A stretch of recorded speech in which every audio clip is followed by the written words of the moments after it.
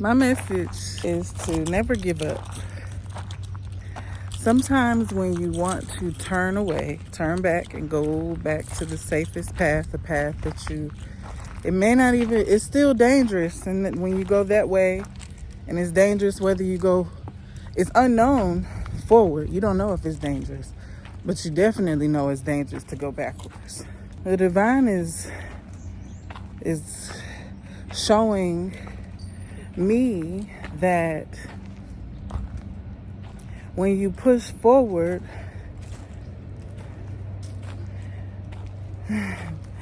you get the fire started. The fire start igniting all around you with your name in it, in the smoke. And spirits all across that have called upon you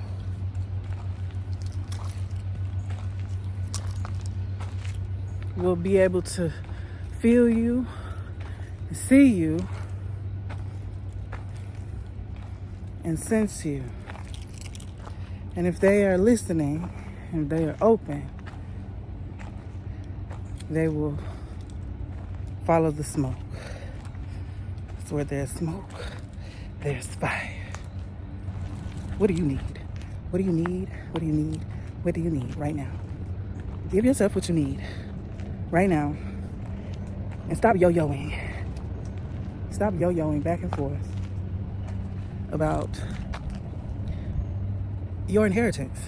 You know, what's yours, it's just waiting on you to recognize it and to see that everything that you've ever needed, everything that you've ever wanted, everything that you didn't know you needed is right here on this trail.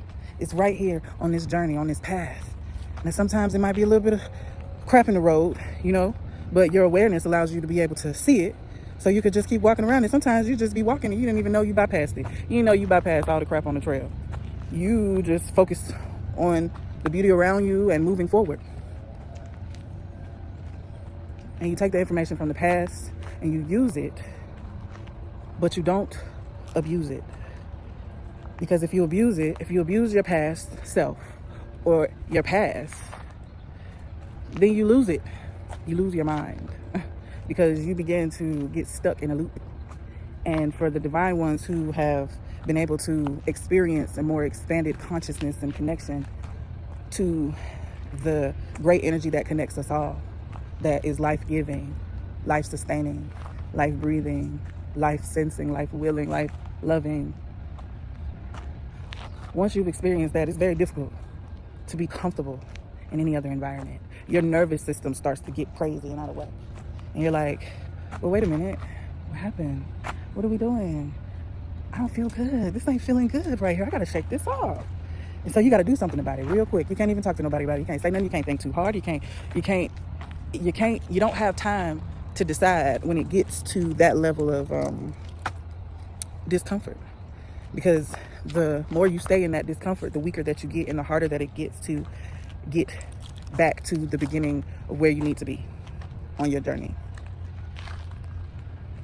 As we're walking this trail, I'm talking to you, right? But I turned around. Why? Because I didn't have water. Okay? I wasn't prepared. I'm already thirsty. So why would I try to walk all the way up there without having my nourishment with me? The divine is your nourishment on your path. And so it's not to say that the divine can't nourish me on my path going up the mountain and water is, I won't be thirsty, right? But no, we're not playing those games right now. It's not even about that, you know. It's water will be made available to you on your journey. You keep moving, you keep going, water will be made available to you. But if you know that a water source has been prepared for you, why not take it with you? And in that way, you have energy for your journey. And if you happen to run out, that's when you're going to need water. And so that's when the divine provides. It's not because you want to test the spirit today. You want to test it out. You want to see if you are worthy today. Instead of knowing that you are, you just want to see. And when you play, you get played. That's all I'm saying. So, you're not doing nothing but tricking yourself. It's like a man who goes and jumps off a building to prove that we can fly, just to prove that we can fly. Look at me, we can fly. He gonna fall flat on his face. Why? Just look at me. He wants you to see the I, the I that exists. He doesn't want you. He's not pointing you into the divine you. He's not doing it because he's saving someone or he's serving. He just wants to show. And that's how the ego could creep up in those little tiny ways, you know. I've become so hyper aware of the pitfalls of the ego, right? But even where there's a pitfall, the divine is there to catch you. And what does that look like when the divine is there to catch you? It means that through your life, you have set divine intentions and you have done deeds and you have put forth a certain type of energy, right? And then you have cultivated a certain type of energy within yourself that, again, what did we say? Life-sustaining, life-giving, life-loving, you know, life-breathing. We cultivate this within ourselves and we become an antenna for these experiences. If you believed in no kind of calling anything a creator or God or source or whatever, if you want to just look at it in terms of energy and the like energy attracting like energy, and you opening up those pathways of bringing forth that energy. It is all, everything is everything. You know, it's all about perception that allows you to, it's purifying your perception so that you can see these divine truths on your everyday walk. Because the divine is everywhere. Everything is energy, right? Everything is energy. And so, I hope I'm not making you dizzy because I keep spinning around. But there is this space that joy exists in. And joy can find you anywhere. Joy can find you in the lowest places. Joy can find you. Okay? You become an antenna. So, what is your relationship with joy? What is your relationship with love? What is your relationship? Because as you examine that relationship, you start to see that more ways that you can bring that into your life. When you start to see the ways that you can bring that joy into your life through being that joy, it becomes a little bit easier. But it doesn't mean that the darkness within you is not going to try to stop that. It's not going to try to interfere. There's always going to be some type of pressure resistance before the breakthrough.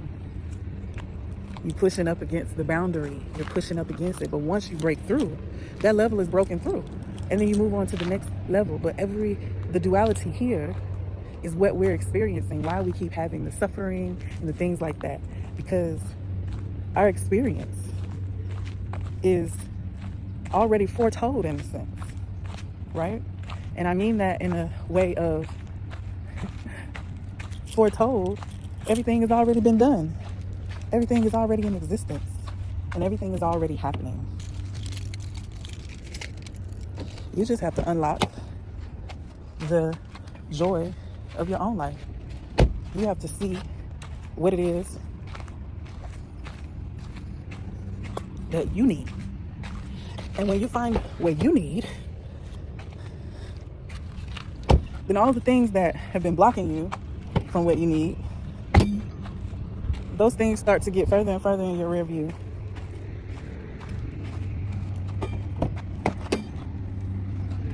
And trust me when I say that they get far in your rear view. Now, from time to time, they try to come back up.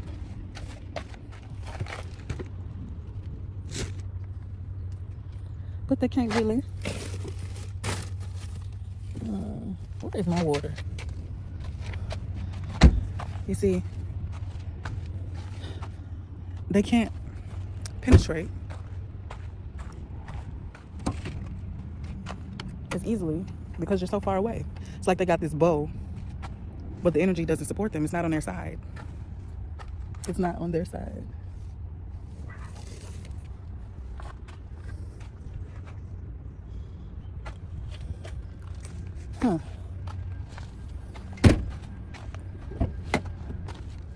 This is crazy.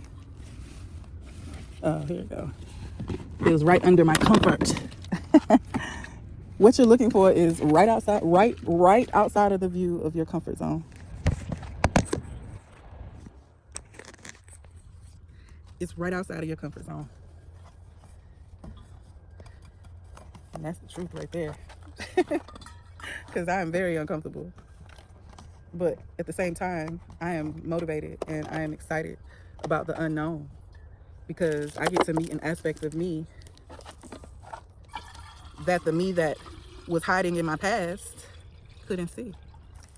So for that, gratitude.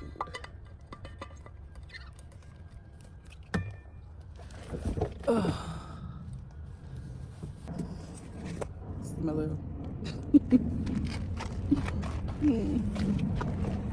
starting to love my little hatchback. Well, I've been loving it. Get up and down the highway. That lady been treating me right.